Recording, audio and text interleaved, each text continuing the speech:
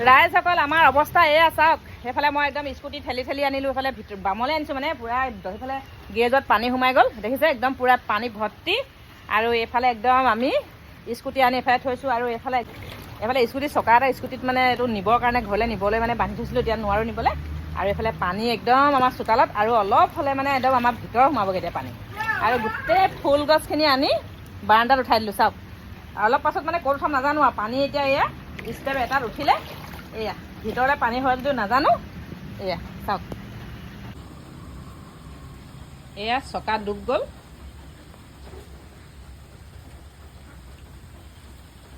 যমুনা নৈত পানী ভৰ্তি হৈ গ'ল আৰু আমাৰ ৰাস্তালৈকে পানী ফুল একেবাৰে সেইফালে গেটৰ ফুটাত উঠাই দিছোঁ ফুল গছ দেখিছে সেয়া ঘূৰি ফুৰিছে বাহিৰত ধুৱাব লাগিব দেই গ'ল